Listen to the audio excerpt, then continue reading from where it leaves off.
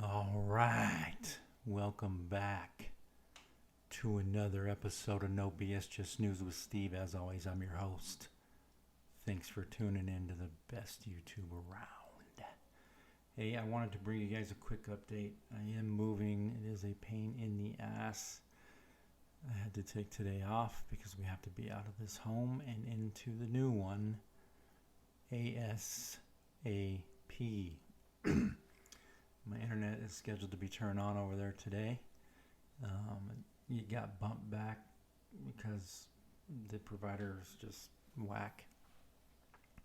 As you saw my video the other day, my U-Haul broke down. We were supposed to be in there by yesterday, but since I waited all night for them to get out there and try to repair it, and then I had to have it towed on Sunday, and then I had to unload it because it was packed with shit, and then put it at the house that I'm currently moving out of, that I was taking over there.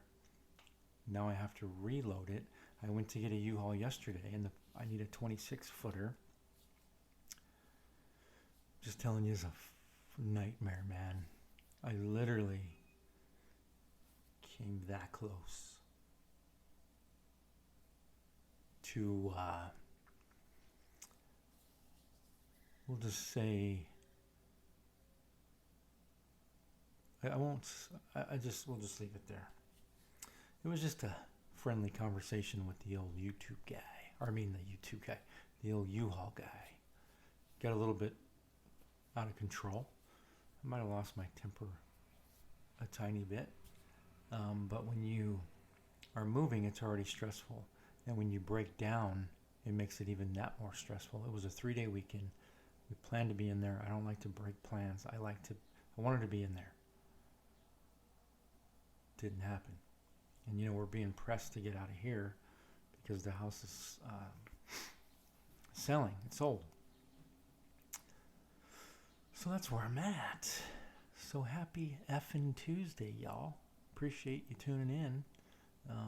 This one's going to be quick because we are moving the last of our stuff. Just my wife and I today. The help that I had isn't going to be able to make it, of course. Isn't that always the case? Right on.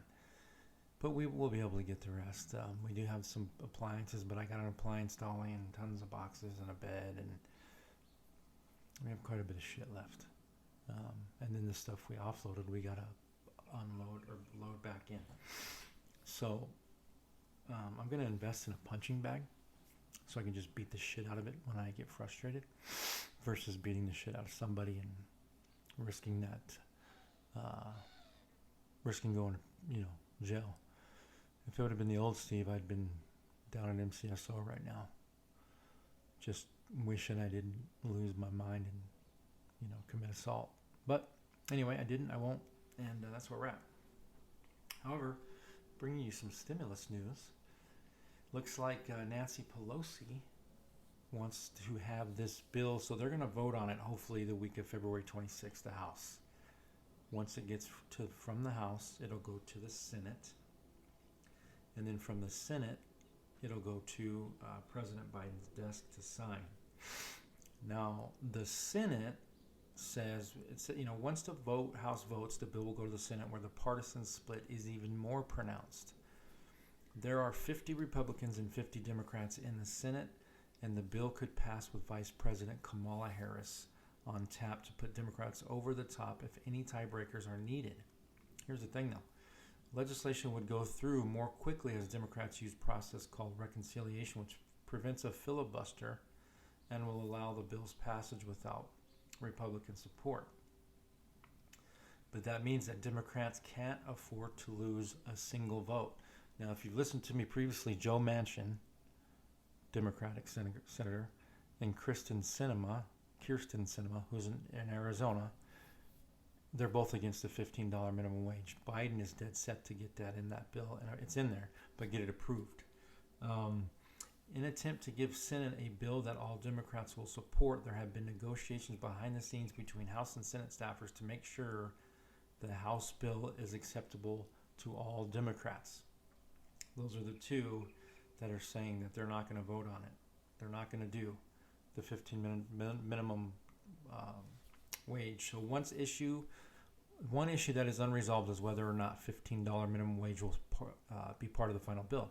Senator Kristen Sinema, Democrat, Arizona, said she will not vote for a bill that includes a $15 minimum wage, and Senator Joe Manchin, West Virginia, has said he does not support the minimum wage hike, but he hasn't made clear whether he would vote for the stimulus package either way.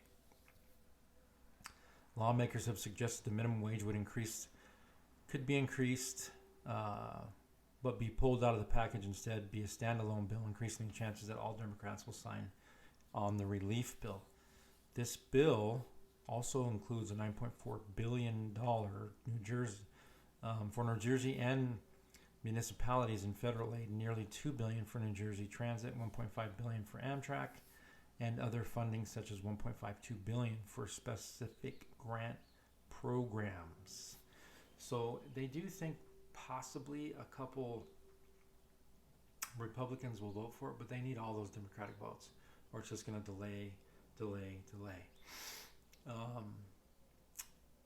When the bill reaches the Senate, lawmakers could make the changes to the House plan. If that happens, the bill would have to go back to the House for another vote. This would also have to happen before March 14th to make sure unemployment benefits don't expire. So they're trying to get all this done by the 14th. Like I said, Pelosi wants to have this through the House the week of February 22nd, which is next week, into the Senate, and to the President on or before March 14th. She's thinking it'll be done the end of February, but there's no way. It'll take the Senate probably the first week or two of March to get it figured out. And if it has to go back to the House because it was amended, then it'll have to go back to the Senate, to the President. So, once the bill is passed by the House and Senate, it will be delivered to President Biden to sign the bill into law, which he will. If the relief bill is passed by March 14th, it's not completely clear when Americans would see their stimulus money. For unemployment benefits, whenever there has been change to program or a new one has been introduced, the New Jersey Department of Labor has needed several weeks at minimum to prepare for its computer system. That also applies to every single other state. On direct stimulus payments, the IRS was much faster to send on the second stimulus payments than it was with the first ones from the CARE Act. It's expected to act quickly this time also, but no timeline has been set, nor has there been any type of them saying, we're going to let you update your direct deposit information, we're going to go off your 2020 tax return only, we're going to go off your 2019 tax return only. So I will bring you that information as it rolls in, so stay tuned. I gotta go.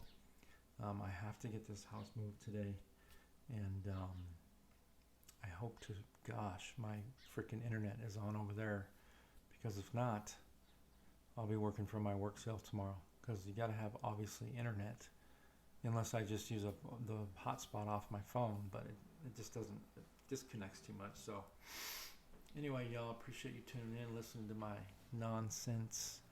Pisses me off that U-Haul broke down. Unbelievable. Then the guy comes out and he's like, well, it's probably the fuel pump, but I don't have one. I'd have to go to O'Reilly's. He's got a big ass box truck, tons of parts, tons of tools, tons of shit, and he doesn't even have a fuel pump. He's like, yeah, they all take the same fuel pump. I'm like, you don't think you carry one of those? Just out of just a general necessity? How about I break your face? No, I'm kidding. Anyway, thanks for tuning in. That was a joke. He was a nice dude. And yeah, when they came and towed the U-Haul, they literally towed it to my house. When the guy was dropping it off the flatbed, his tow truck lifted like this, so we were sitting like this. His truck, U-Haul, so we had to put it back down. I mean, it's just been one thing after another. Anyway, y'all, thanks for tuning in. Peace out.